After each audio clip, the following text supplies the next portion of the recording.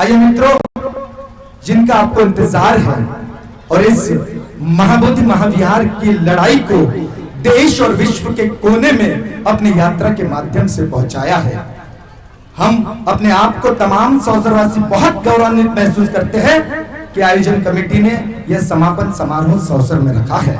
मैं खास तौर पर आदरणीय नितिन गजबे जी का और राकेश धारगावे जी का बहुत बहुत आप तमाम सौसर नगरवासियों की ओर से आभार व्यक्त करता हूं और इन शब्दों के साथ आमंत्रित करता हूं कि ना हिंदू का, ना मुसलमान का, ना हिंदू का, ना इस्लाम का, ना राम का, ना रहीम का, ना शाम का, ना हिंदू का, ना इस्लाम का, ना राम का, ना रहीम का, ना शाम का।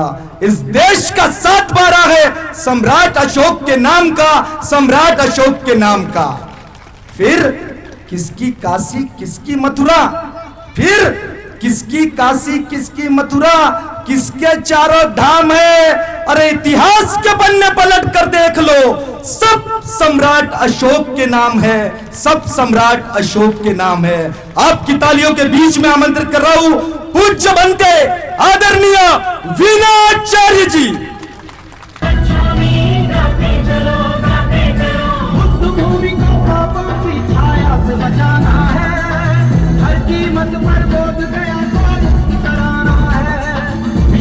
बोध गया, मिशन बोध गया, मिशन बोध गया,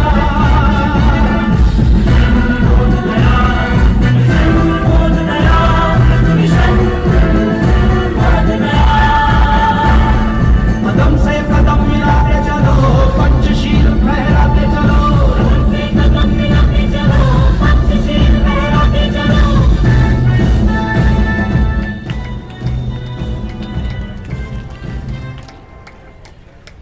महाकारुणिक सम्यक संबुद्ध परम पूज्य बाबा साहब डॉक्टर अंबेडकर जी, प्रियदर्शी सम्राट अशोक, भारत भूमि पे जन्मे सभी संत महापुरुष को कोटि कोटि नमन वंदन करते हुए मंच पे भिक्खु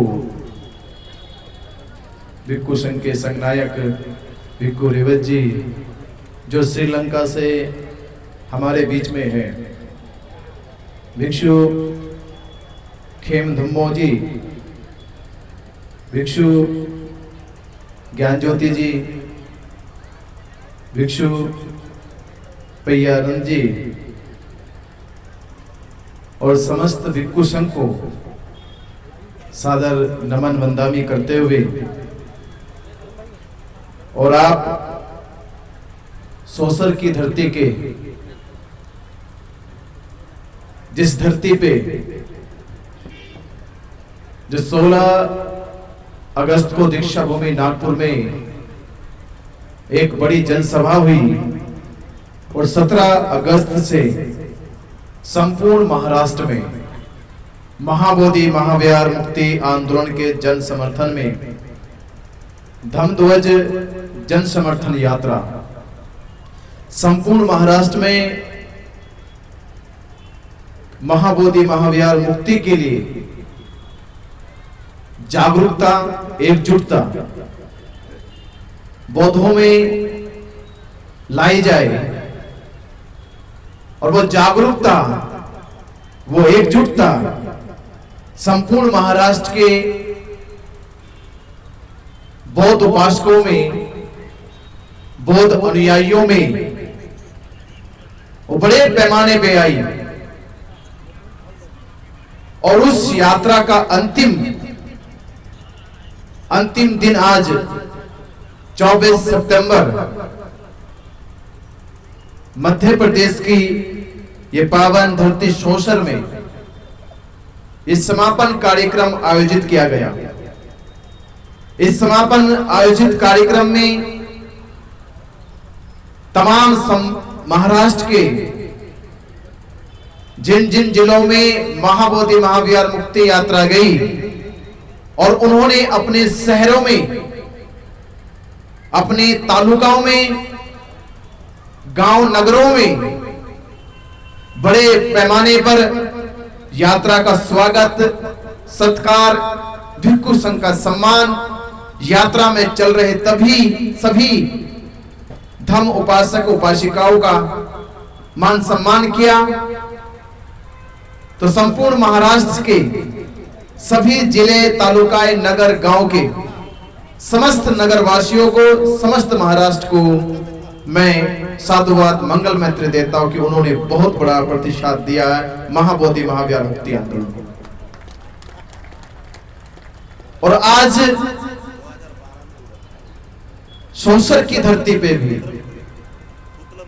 मुझे ऐसा लगता था कि यात्रा हमने महाराष्ट्र से शुरू की है तो महाराष्ट्र में समापन होना चाहिए, पर उसके बाद मैं सोचता रहा कि होना तो ऐसे ही चाहिए। पर आज सौंसर में आके बैठे बैठे सोचने लगा कि वहां की लगी चिंगारी की आग यहां जलनी चाहिए, क्योंकि यात्रा मध्य प्रदेश में भी शुरू होनी है। तो वो होता नहीं कि हमने यहां से उठाया और यहां सौंप दिया कि महाराष्ट्र से चली यात्रा मध्य प्रदेश को सौंप दिए। तो इसका अर्थ ये हो सकता है समापन का अगर महाराष्ट्र में होता तो इसका मतलब ये होता महाराष्ट्र में ही खत्म होगी। तो महाराष्ट्र वाले लोग होशियार हैं, बोले कि हमने तैयार करी, अब इसको संभाल के आगे चलो।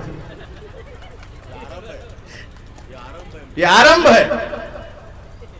तो भंते जी का जो प्रोग्राम है, अगर पुलिस यात्रा में जो बहुत ज्यादा फेमस प्रोग्राम हुआ, भंते जी के लातूर शहर में बड़ा प्रोग्राम फेमस हुआ, बहुत बड़ी यात्रा निकली। यानी पहला पंचशील ध्वज यात्रा 500 फीट का 600 फीट का पंचशील ध्वज धम्म ध्वज की यात्रा लातूर शहर में पूरे शहर में घुमाई गई और बड़ी जनसभा हुई।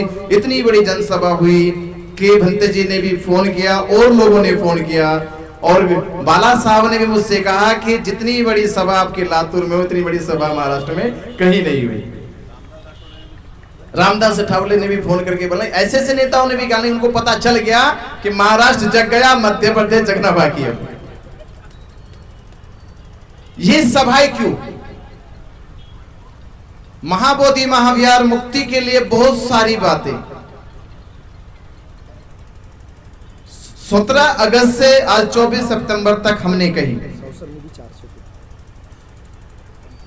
24 सितंबर आज है, हमने सब कुछ बताने का प्रयास किया।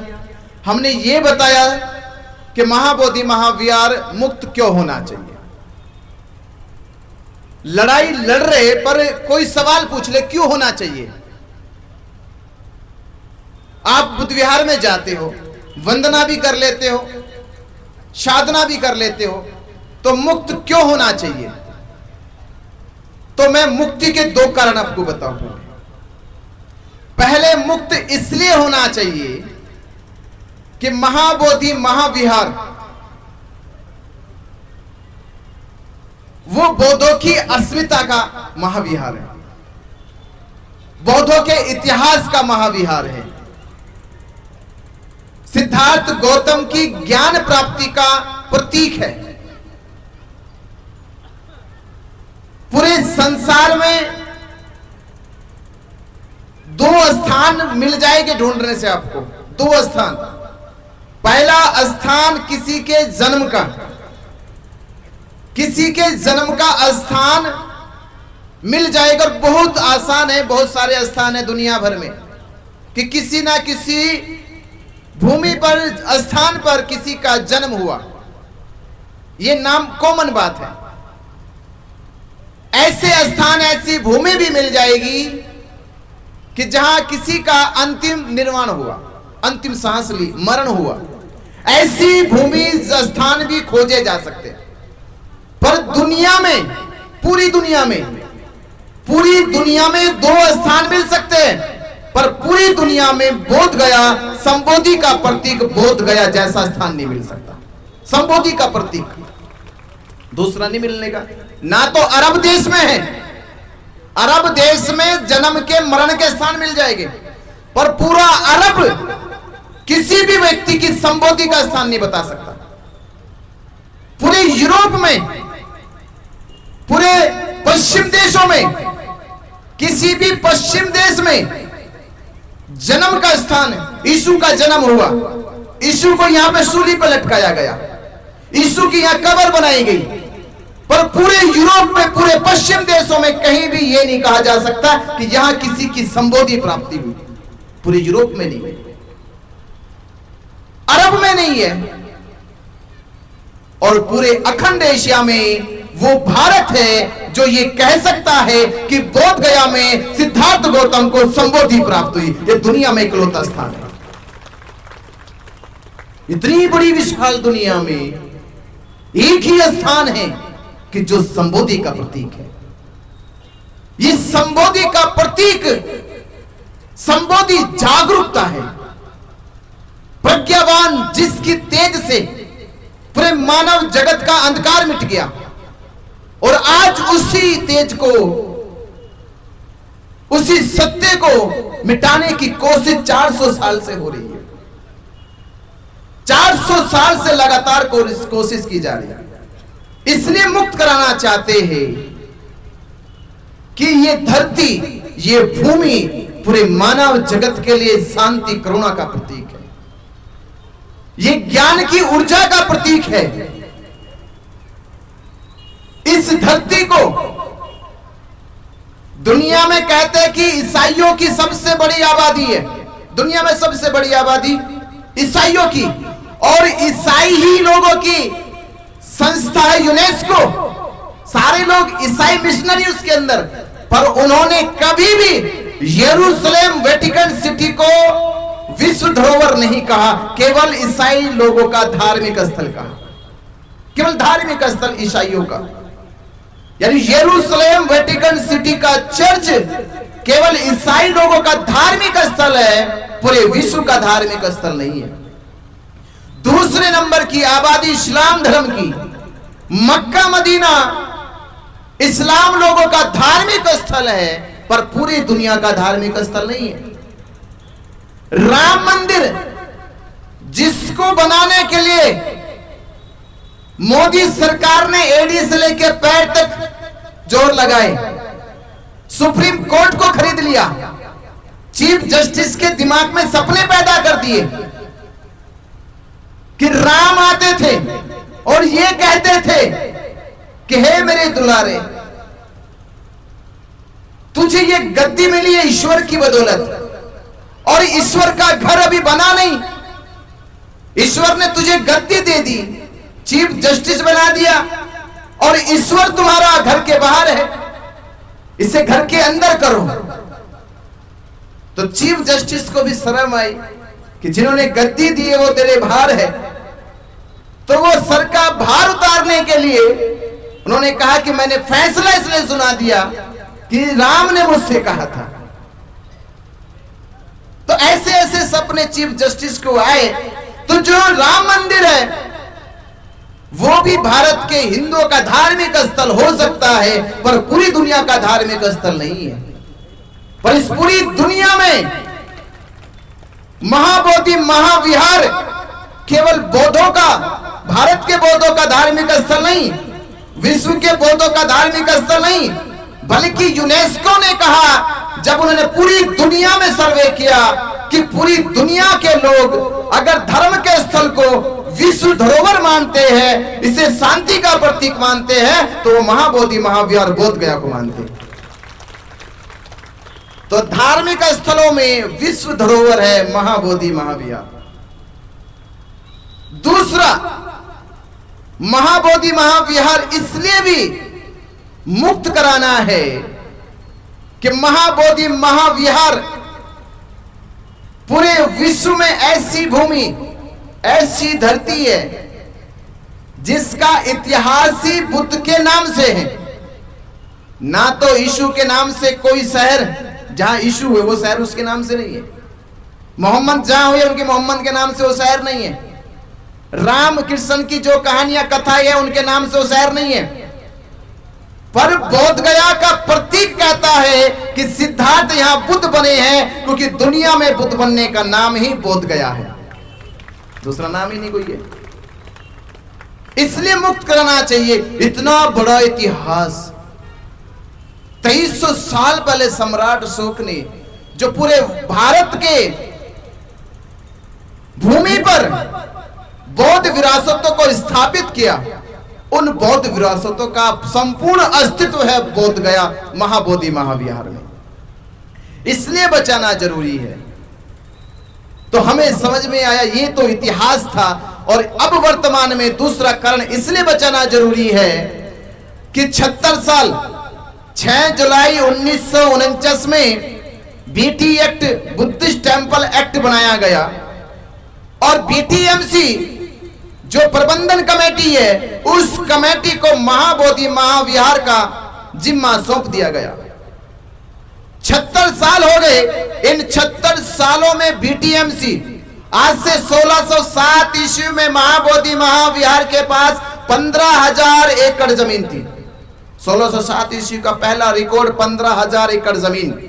1890 में 10,000 एकड़ जमीन कम हो गई। 1890 में 5,000 एकड़ जमीन का रिकॉर्ड, और आज का रिकॉर्ड है, आंखों देखा रिकॉर्ड, कि आज 5 एकड़ जमीन भी महाबोधि महाविहार के पास नहीं है। मतलब कि 15,000 एकड़ जमीन, यानी पूरा बोध गया की पूरी भूमि महाबोधि महाविहार की। हमसे आगे, भारत सरकार से आगे, बिहार सरकार से आगे तो नेपाल सरकार चली गई। नेपाल में तो केवल सिद्धार्थ गौतम का जन्म हुआ, केवल जन्म हुआ, और जन्म की भूमि को नेपाल गवर्नमेंट ने कम से कम 5 किलोमीटर रेडियस खाली करा दिया। बोले कोई बिल्डिंग नहीं, कोई मार्केट नहीं, कोई दुकान नहीं, ये लुम्बिनी वन है, ये सिद्धार्थ गौतम का जन्म स्थान है, इसके आसपास कुछ और नहीं हो सकता। इसे सुंदर बना दिया, भव्य बना दिया। और इन 3 जो त्रिविध पावन तिथियां है, त्रिविध पावन भूमियां है, लुम्बिनी, कुशीनारा और बोध गया, इन तीनों में सबसे पावन पवित्र जन्म होना ये घटक है, स्वाभाविक घटक है, प्राकृतिक घटक है। महापरिनिर्माण हुआ, ये घटक है, स्वाभाविक घटक है, प्राकृतिक घटक है, पर संबोधि ये घटक नहीं है, ये उत्पन्न क्रिया है, और ये स्वाभाविक नहीं है, ये प्राकृतिक नहीं है, ये अप्राकृतिक चैतसिक क्रिया है। इसलिए बोध गया तीनों घटकों का महानतम घटक है, बोध गया की धरती। तो जब लुम्बिनी इतना महान हो सकता है, कुशीनारा इतना महान हो सकता है, सारनाथ इतना महान हो सकता है, उन सबसे बड़ा महान बोध गया की धरती है, पर उसको सरकार ने आज तक 15,000 से 5,000 एकड़ करा, और 5,000 से आज 5 एकड़ जमीन भी महाबोधि महाविहार के परिसर में नहीं है। नाम बदल दिया, नाम हाँ, गया, बोध गया से गया जी कर दिया, गया जी कर दिया, गया जी कर दिया, जिले का नाम बदल दिया। आप 8 साल पहले गए हो तो आपने देखा होगा महाबोधि महाविहार परिसर में जाने का जो द्वार था वो एक हुआ करता था, पर आज वर्तमान में कौन गया मालूम है किसी को? क्या हुआ आज? कि आज शीशे की दीवार बना दी बीच में, शीशे की दीवार।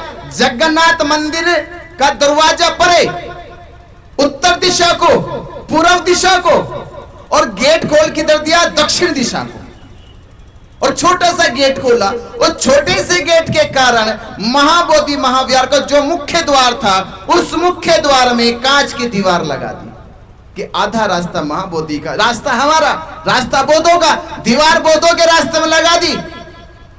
हम तब भी कुछ नहीं बोल रहे, हम तब भी शांत हैं। इसलिए मुक्त कराना चाहिए था कि बीटीएमसी ने जो बौद्ध परंपराएं हैं, बौद्धों के धार्मिक प्रचार के माध्यम हैं, आज तक 76 सालों में इसको कैसे समझेंगे?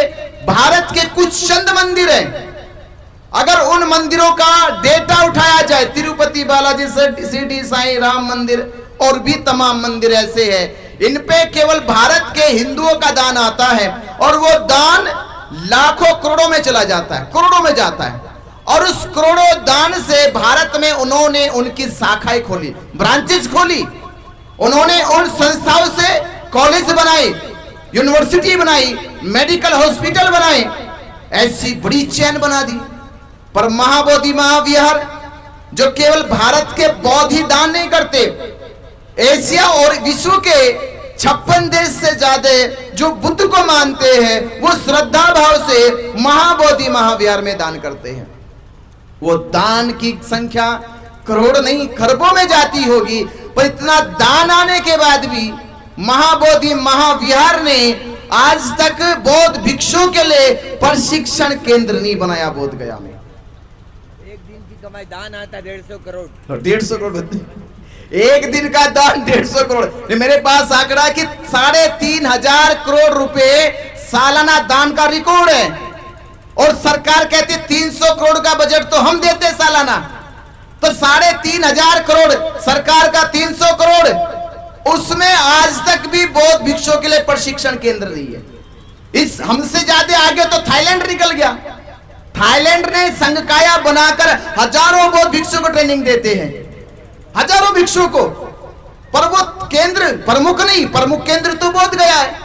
बोध गया पे आज तक बौद्ध भिक्षु केंद्र नहीं बना। बौद्ध भिक्षु के निवास बीटीएमसी ने नहीं बनाए, तो भिक्षु कहां रुकते हैं? विदेशियों की मोनेस्ट्री में। इंडियन मोनेस्ट्री है नहीं, और बीटीएमसी ने बनाया नहीं। बौद्ध भिक्षुओं के लिए भोजन दान की व्यवस्था आज तक बीटीएमसी ने नहीं करी कि देश विदेश के भिक्षु आते उनको समय पे भोजन मिलना चाहिए। बौद्ध भिक्षुओं के लिए चिकित्सा सुविधा नहीं दी आज तक। देश विदेश के भिक्षु आते हैं, उनको चिकित्सा सुविधा होनी चाहिए। और बौद्ध जनों के लिए पूरे भारत में कहीं पे भी बीटीएमसी ने एक भी school, college, university, medical hospital नहीं खोला। तो आप सोचिए, जब कोई काम ही नहीं किया तो वो हजारों करोड़ रुपया कहां चला गया, वो कहां खर्च हो रहा है? पर हमें पता ही नहीं है। इसलिए मुक्त कराना चाहिए कि महाबोधि महाविहार मुक्त हो जाएगा, बीटी एक्ट रद्द हो जाएगा, तो विश्व का सबसे बड़ा बौद्ध भिक्षु ट्रेनिंग सेंटर बोध गया में खुल जाएगा। इसलिए मुक्त कराना चाहिए। और फिर बाबा साहब अम्बेडकर जी का सपना साकार होगा कि ये भारत बौद्ध में होना चाहिए।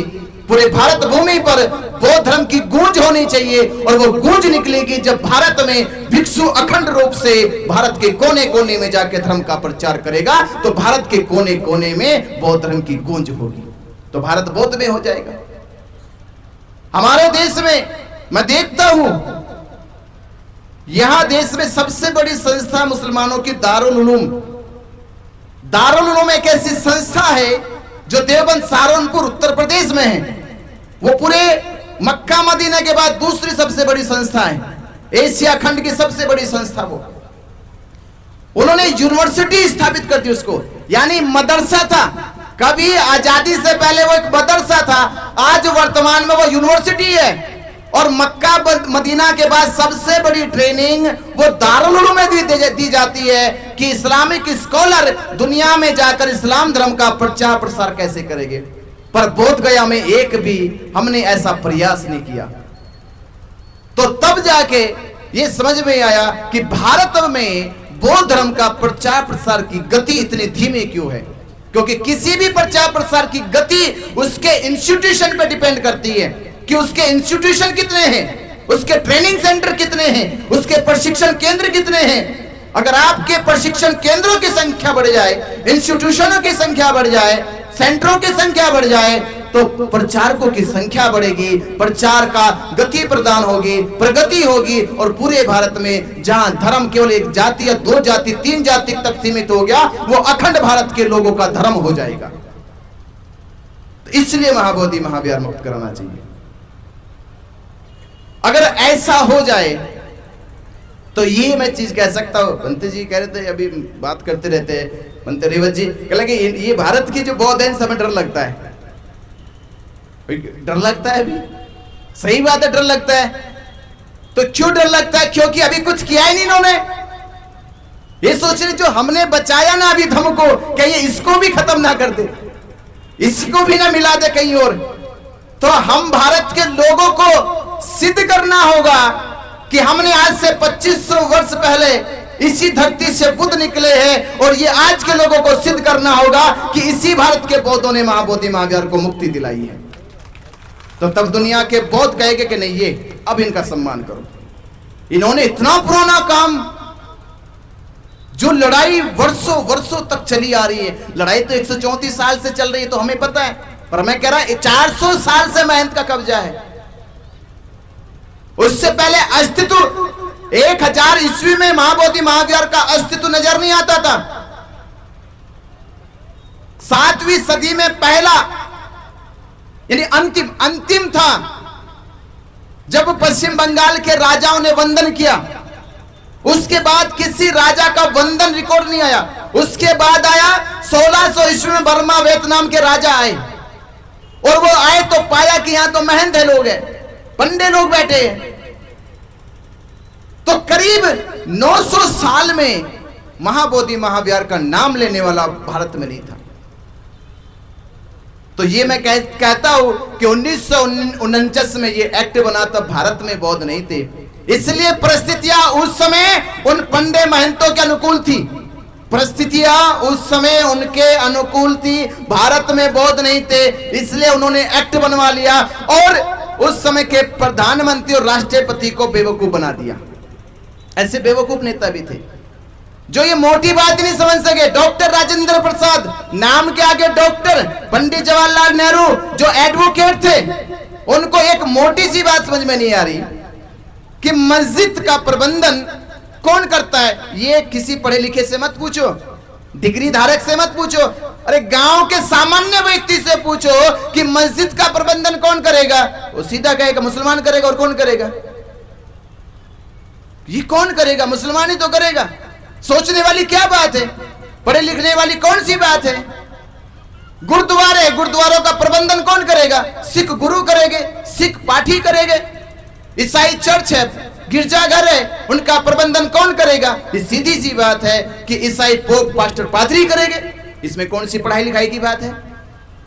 हिंदू मंदिर है, 1000 मंदिर है, तो उन 1000 मंदिरों का प्रबंधन कौन करेगा? तो कोई भी कह सकता है हिंदू पुजारी करेगा। इसमें कोई पढ़ने लिखने की बात है क्या? लगता है इसमें कोई डिग्री चाहिए बताने के लिए। तो उन्हीं की तरह तो बुद्ध विहार है, महाबोधि महाविहार है, इसका प्रबंधन कौन करेगा? इसके लिए कोई डिग्री चाहिए क्या? बौद्ध अनुयायी करेंगे, बौद्ध भिक्षु करेंगे, और कौन करेगा? पर उस समय के इन मूर्खों को, 2 मूर्ख, इन मूर्खों को यह अकल नहीं आई कि महाबोधि महाविहार बौद्धों की विरासत है, संस्कृति है, तो इसका प्रबंधन बौद्ध भिक्षु करेंगे। पर उसकी समझ में आए कि महंत करेगा।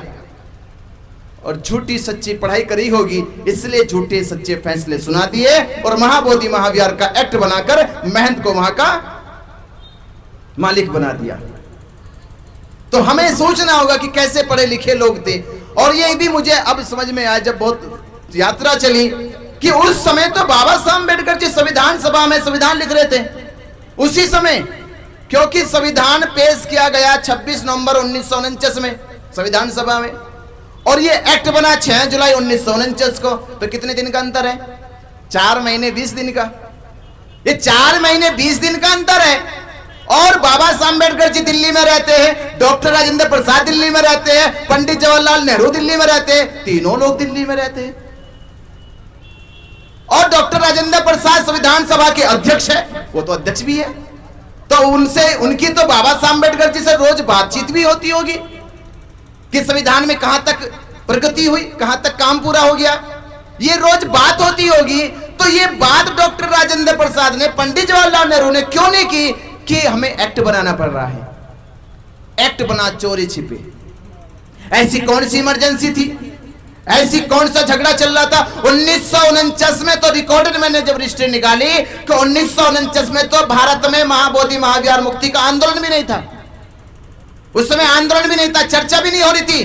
तो ऐसी कौन सी इमरजेंसी आ गई कि आपको चोरी छिपे ये बीटी एक्ट 1949 बनाना पड़ा? और जब बन भी गया चलो चोरी छिपे, तो संविधान 26 जनवरी 1950 को लागू हुआ, तो आपने संविधान में पेशकश क्यों नहीं करी कि बीटी एक्ट को जोड़ा जाए? ये क्यों नहीं जोड़ने की बात करी? कि चोरी छिपे संविधान से छिपाया गया, बाबा साहब से छिपाया गया, और बिहार के राज्यपाल मुख्यमंत्री को कह दिया गया कि इसको अपनी तिजोरी के अंदर रखना, दिखाना भी मत किसी को। और तब से आज तक भी संविधान में जोड़ा तक नहीं गया। ये बीटी एक्ट संविधान में नहीं जुड़ा, संविधान के किसी अनुच्छेद में नहीं जुड़ता, संविधान के किसी धारा नियम में नहीं आता। ये केवल बिहार के राज्यपाल और मुख्यमंत्री की शक्ति के अधिकार में रखा गया कि इसे चाहे जब प्रयोग कर सकते हो, जब चाहे इसको छिपा सकते हो, बताने की कोई जरूरत नहीं इसको। ये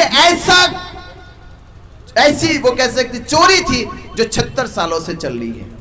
पर 76 सालों के बाद भी मैं तो सोचता हूं कि भारत के बौद्धों को कम से कम कानून समझ में नहीं आया, पर कानून द्वारा जो महंतों को अधिकार दिया वो तो समझ में आना चाहिए था। हमें बताया बीटी एक्ट का मतलब इतना है कि 4 बौद्ध 4 हिंदू।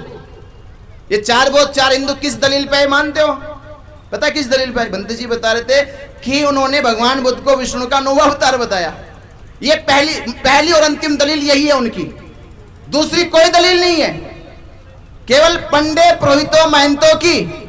मैं एक चीज और कह रहा हूं, हम पंडे पुरोहित महंत क्यों कह रहे? क्योंकि एक्ट में केवल इन्हीं के नाम है कि ब्राह्मण का नाम भी नहीं है। यानी उन्होंने क्या दलील दी थी कि हिंदू धर्म में जो अवतारवाद की परंपरा है, उन अवतारवाद की परंपराओं में जैसे राम के पुजारी हम, कृष्ण के पुजारी हम, तो भगवान बुद्ध भी अवतार है, उनके पुजारी हम। अब उनकी इस दलील के काउंटर में दूसरी दलील हमारे पास है नहीं थी, क्योंकि बौद्ध भिक्षु नहीं थे, ज्यादा बौद्ध उपासक नहीं थे कि वो जाके इनकी इस दलील को काउंटर कर सके। अब मैंने कहा 2 मूर्ख थे तो मूर्खों को क्या अकल, उनको तो राम भक्ति में कृष्ण भक्ति में इतनी लीनता थी तो वो बात मान भी गए, और भगवान बुद्ध को बिना किसी तर्क बिना किसी तथ्य आधार के विष्णु का अवतार मान भी लिया। जैसे मैं कहता हूं कि अवतार जितने भी अवतार हैं, अवतार का अर्थ इतना सा मोटा मोटा है जैसे किसी फल का बीज दूसरी जगह लगा दिया जाए तो उस बीज से वही पौधा निकलेगा, वही वृक्ष बनेगा जिसका वो बीज था या फल था वो। यानी आम के पेड़ से आम निकलेगा और आम के फल से आम की गुठली निकलेगी और आम की गुठली से आम का ही पौधा निकलेगा। इसे कहते एक प्रोसेस कहते हैं अवतरित हो जाना, किसी की शक्ति दूसरी चीज में उत्पन्न हो जाना। तो हो सकता है तुम्हारी परंपराओं में राम तुम्हारे अवतार हो सकते हैं, कृष्ण तुम्हारे अवतार हो सकते हैं, वो इस आधार पे कि विष्णु के हाथ में कुछ चक्र है तो कृष्ण के हाथ में चक्र है, तो राम के हाथ में तीर तलवार है, तो दोनों के हाथों में तीनों के हाथों में शस्त्र है। पर बुद्ध के हाथ में तो ना चक्र है, ना तीर है, ना तलवार है, क्योंकि बुद्ध के पास जो वाणी है उस वाणी का ही चक्र इतना बड़ा है कि पूरे ब्रह्मांड के लोगों को उन्हें अपने चाल में अपनी ढाल पर उन्हें धम देशना से अपने लोगों को चक्र से बांध दिया। इसलिए सम्राट अशोक को भी तो चक्रवर्ती सम्राट अशोक कहते हैं। चक्रवर्ती 2 तरह से परिभाषित होते हैं, एक तो होता है जिसका चारों दिशाओं में राज हो, एक ये होता है जिसके चक्र से, धम्पद के चक्र से, जो बुद्ध का सारनाथ में धम्म चक्र परिवर्तन चला, उस चक्र से जो जुड़ जाता है वो भी सम्राट चक्रवर्ती हो जाता है। दूसरा तर्क ये देना चाहिए था कि आपने राम को अवतार कहा तो रामायण पढ़ाई है, कृष्ण को अवतार कहा तो गीता महाभारत पढ़ाया है, बुद्ध को अवतार कह रहे हो तो तुमने क्या भारत में त्रिपिटक धम्पद पढ़ाया है क्या? वो पढ़ाया ही नहीं तुमने, वो सुनाया नहीं किसी को, तो झूठ का कैसे बुद्ध को भगवान बुद्ध को विष्णु का अवतार कह रहे हो? और मैं तो ये आज की तारीख में तो मैं ये कहता हूं कि भारत ने जब बाबा साहब अम्बेडकर जी ने संविधान सभा में संविधान पेश किया तो उनके संविधान पे 389 सांसदों ने सिग्नेचर करे कि दुनिया का सबसे विशाल, सबसे मजबूत, सबसे ताकतवर, सबसे न्यायपूर्ण संविधान लिखा बाबा साहब अम्बेडकर जी ने।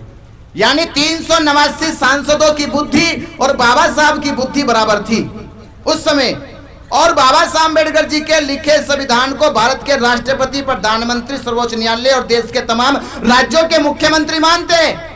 इसका मतलब पूरे देश की गवाही है कि बाबा साहब अम्बेडकर जी का लिखा संविधान 100% सही है, कुछ गलत नहीं है।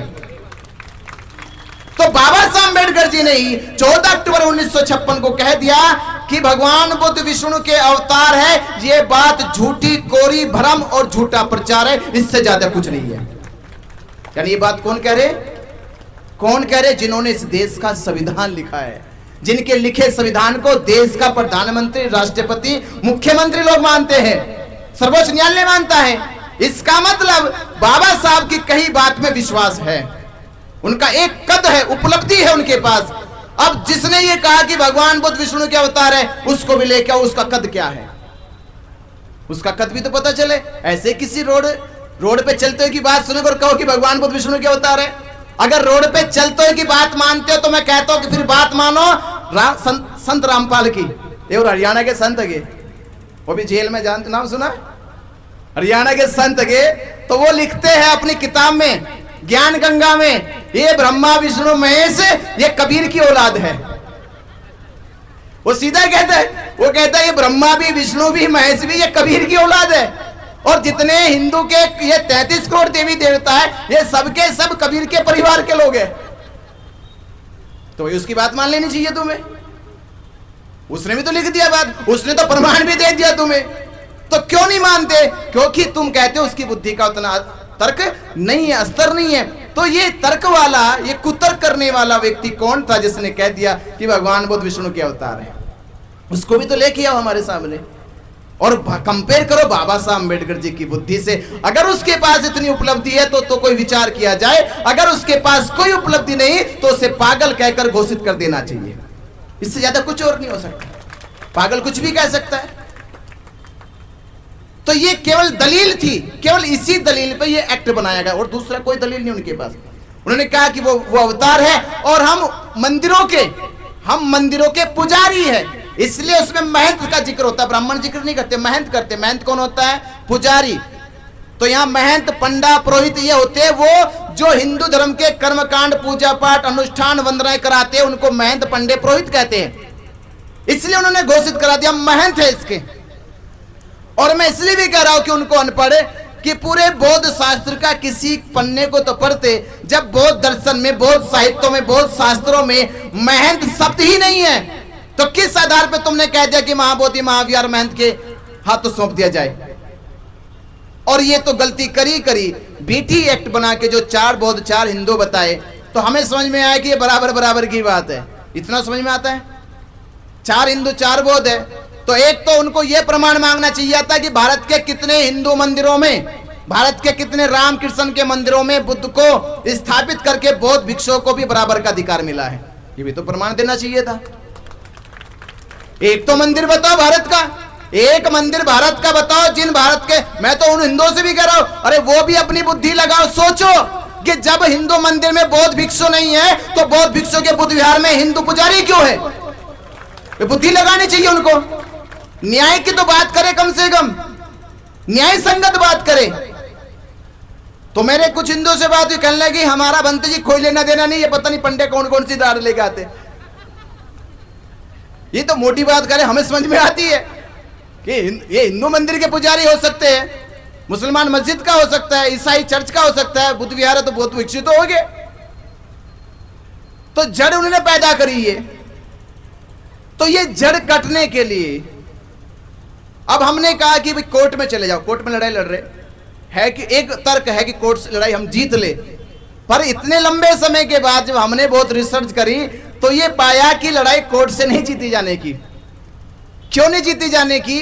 क्योंकि इसमें कोई ऐसी बात ही नहीं है कि इसमें कोर्ट में मामला चले। ये देखो, राम मंदिर और बाबरी मस्जिद का मामला इसलिए कोर्ट में था, ना तो वहां मस्जिद थी ना राम मंदिर था, इसलिए सिद्ध करना था कि राम है या रहीम है। दोनों को सिद्ध करना पड़ेगा कि यार राम है या रहीम है, क्योंकि ना तो मस्जिद है ना मंदिर है। अवशेष लेकर आओ, तो दोनों अवशेष लेकर जा रहे थे, टुकड़े यानी टुकड़े टुकड़े लाओ, खोज के लाओ, किसको सिद्ध करोगे कि यहां मंदिर राम का है या मस्जिद यहां अल्लाह की है, तो सिद्ध करना पड़ेगा। पर महाबोधि महाविहार विशेष वो अवशेषों में नहीं है कि वो अवशेष उसके खोजने पड़ेंगे, वो तो विशेष खड़ा है। इससे बड़ी और क्या सबूत चाहिए? वो अवशेष थोड़ी है, वो तो विशेष है।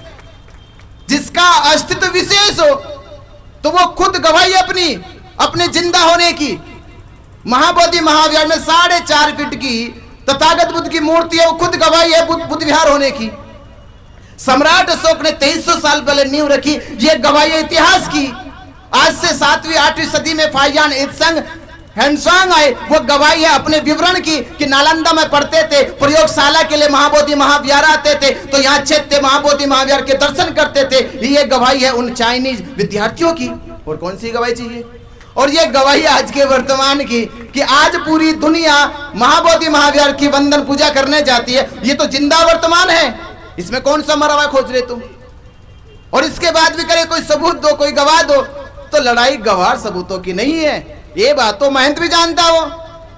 पर इस देश में बात यह है कि 1949 में ये एक्ट बना तो भारत में बौद्ध नहीं थे, पर आज भारत के बौद्ध है तो कहते हैं कि आज भारत के बौद्ध तो है पर एकजुट नहीं है, ताकत में नहीं है। जब तक ताकत में नहीं आएंगे, एकजुट नहीं होगे, तब तक महाबोधि महाविहार मुक्त नहीं होगा। वही सोचते हैं ऐसा। तो अब आपको यह करना होगा कि लड़ाई को शक्ति के साथ, ताकत के साथ लड़ना होगा। उदाहरण मैं कई सारे दूंगा आपको।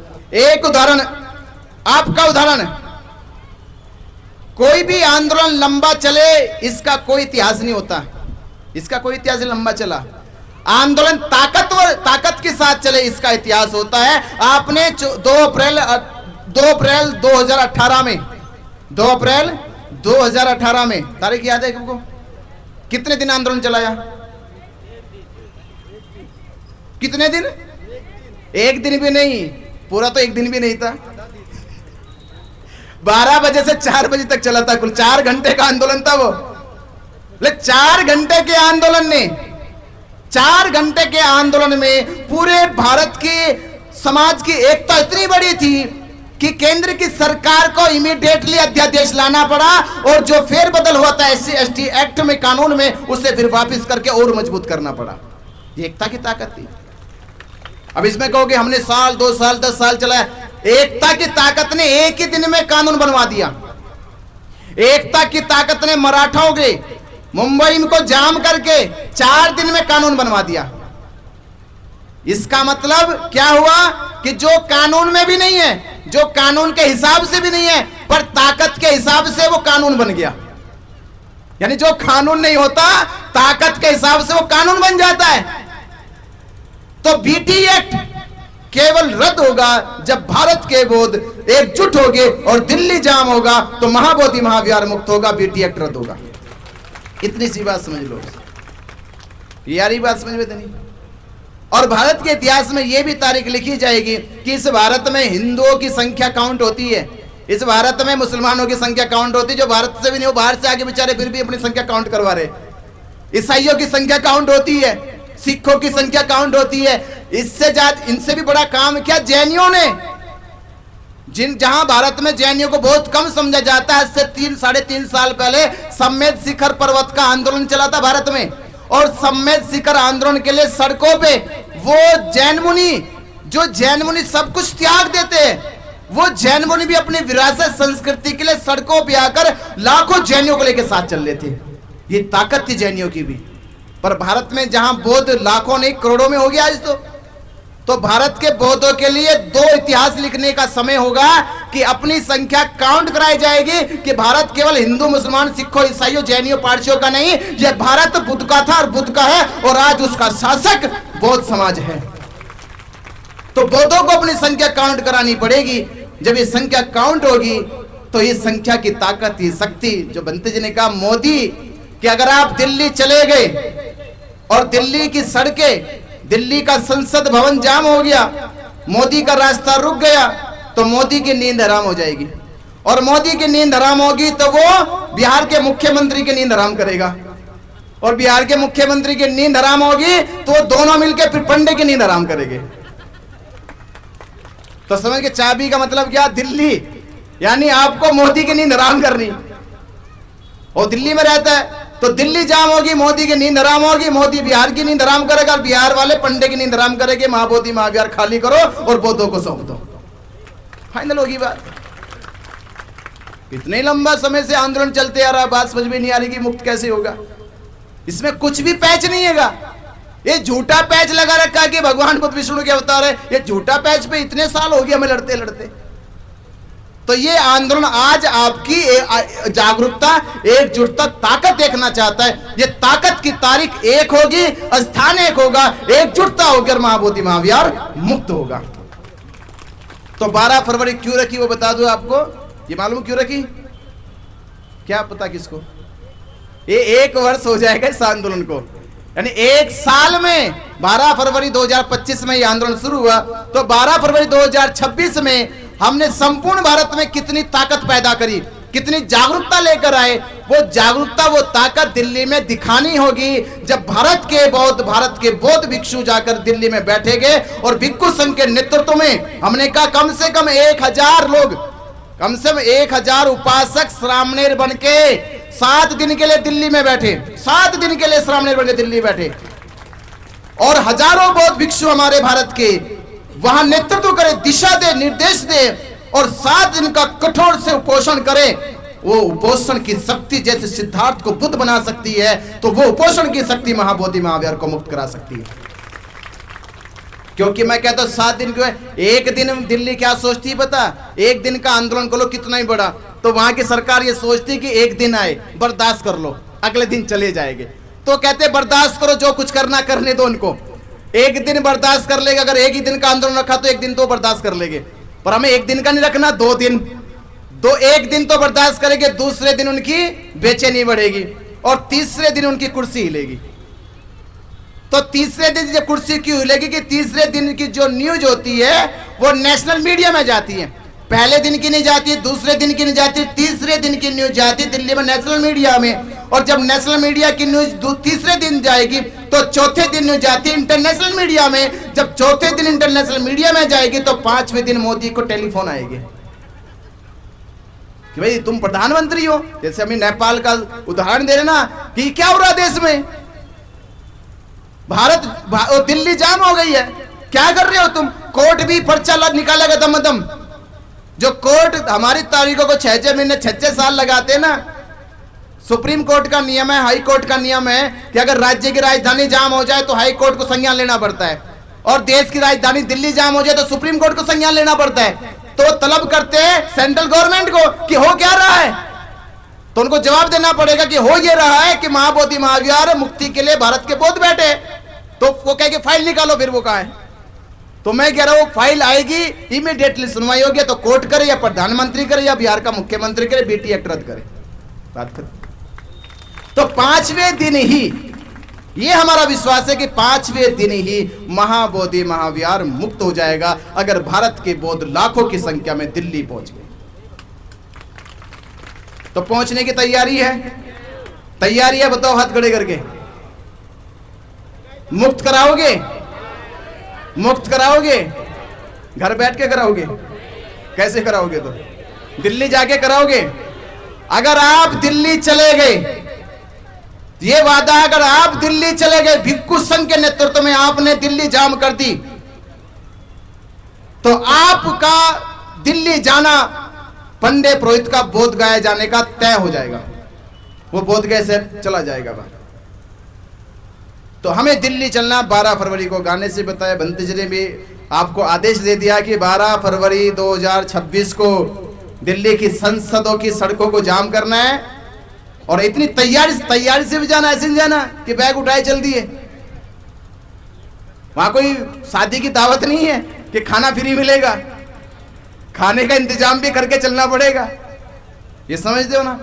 तो हर एक डिस्ट्रिक्ट, हर एक राज्य में हमें ये प्रबंध कराने होंगे कि हम भिक्षु, जो लोकल में भिक्षु है जिले के, या कमेटी या संस्थाएं, कि वो अपने अपने जिले का व्यवस्था बनाए कि हम अगर 1000 लोग, 500 लोग जा रहे, उन 500 लोगों की व्यवस्था, खाने की, रुकने की क्या होगी, अपनी व्यवस्था साथ लेकर चले। क्योंकि ये आंदोलन किसी के लिए नहीं, ये आंदोलन खुद के लिए आगा, तो खुद ही अपनी जिम्मेदारी लेके चले। समझ रहे बात? 8 दिन का राशन लेके चलना, 8 दिन का राशन। अरे किसानों तो 1 साल आंदोलन चला दिया, 1 साल चलाया। तो हम अब अपील भी करेंगे कि हमारे लोगों ने मुसलमानों का साथ दिया एनआरसी में, किसानों का साथ दिया किसान आंदोलनों में, और देश के तमाम वो अल्पसंख्यक धार्मिक लोग और तमाम किसान, वो लोग जिनको सरकार ने सताया है, दबाया है, वो लोग भी इस न्याय की लड़ाई में बौद्धों का साथ दे, महाबोधि महावीर मुक्ति में वो साथ खड़े रहे। ये हम उन सभी लोगों से अपील भी करते हैं, निवेदन भी करते हैं। और दिल्ली में 12 फरवरी 2026 को सब मिलते हैं। नमो बुद्धाय, जय भीम। और आखिरी बार कहूंगा, इस सोसर की धरती पे जिन्होंने ये कार्यक्रम को आयोजित किया, उनसे मेरी अपील है कि मध्य प्रदेश में अभी बालाघाट हुआ है और ये प्रोग्राम हुआ, बालाघाट में बहुत शानदार प्रोग्राम हुआ, छिंदवाड़ा में प्रोग्राम हुआ, ये सोशल का प्रोग्राम है, पर अभी मध्य प्रदेश बाकी है। तो मध्य प्रदेश में और कार्यक्रम लगाए जाए, मध्य प्रदेश के लोगों को ज्यादा से ज्यादा जगाया जाए, क्योंकि मध्य प्रदेश बाबा साहब अम्बेडकर जी की जन्म की गवाही है, प्रतीक है। तो कम से कम बाबा साहब अम्बेडकर जन्म लेके पूरे देश के संविधान को लिख दिया, तो मध्य प्रदेश के लोग भी मध्य प्रदेश से महाबोधि महाविहार मुक्ति का इतिहास लिख दे। और संविधान क्या नाम समिति का संविधान बचाओ संघर्ष समिति के तमाम वो नौजवान साथी जिन्होंने इस प्रोग्राम में बहुत बढ़ चढ़कर काम किया, इस कार्यक्रम को सफल बनाया है। और अब से कुछ पहले जब हम जेल में थे, तो जेल की रिहाई के लिए भी उन्होंने एक बहुत बड़ी रैली निकाली। उनको मेरी ओर से बहुत बहुत साधुवाद, मंगल कामनाएं, बहुत बहुत शुक्रिया। और इस कार्यक्रम को 17 अगस्त 2025 से लेकर आज 24 सितंबर तक यहां तक यात्रा को सफल बनाने में हमारे नितिन गजबे जी, राकेश धारगवे जी और योगेश राउत जी वो सामने आ जाए, उनके लिए भी जोरदार ताली बजाए कि उन्होंने बड़ी मेहनत करी है इस कार्यक्रम को सफल बनाने के लिए। इनका बड़ा स्वागत होना चाहिए और हम स्वागत आप करेंगे। और दूसरे में हमारे यहाँ इस यात्रा को और इस आंदोलन को शुरू से, यात्रा को नहीं आंदोलन को, जब से 12 फरवरी 2026 से आंदोलन शुरू हुआ है, वो हमारे मीडिया के बंधु, हमारे WH न्यूज के संपादक महोदय खड़े हो जाए, धाकड़ टीवी के अरुण गौतम जी, अनिल गौतम जी और हमारे निहाल भाई जी और हमारे अजीत जी और ये हमारे वो पब्लिक दस्तक वाले कहा गए रमेश जी।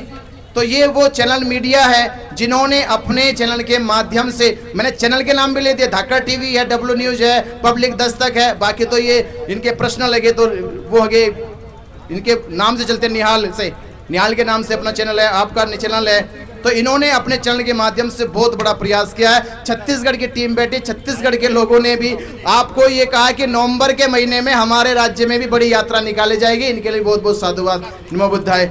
और तमाम मध्य प्रदेश वासियों को मेरी ओर से जय भीम, नमो बुद्धाय।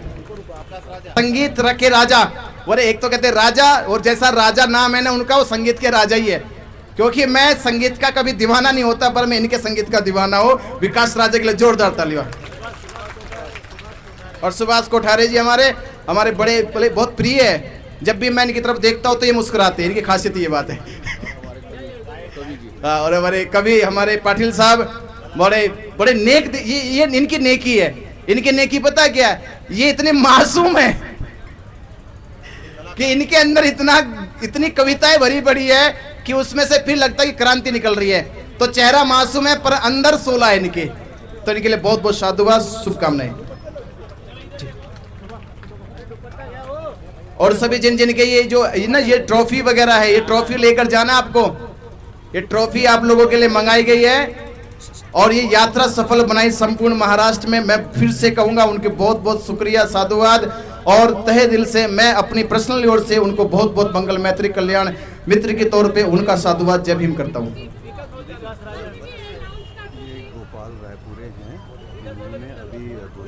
एक ट्रक चावल देंगे, वाह बहुत बहुत साथ, एक ट्रक चावल, क्या बात है, एक ट्रक चावल। इनके लिए जोरदार तालियों से स्वागत करो, शानदार। देखिए ऐसे तो मैंने कहा कोई नहीं कमी आने वाली, आप बस विश्वास रखो, ये आंदोलन बहुत गति से आगे बढ़ेगा। विकास राजा,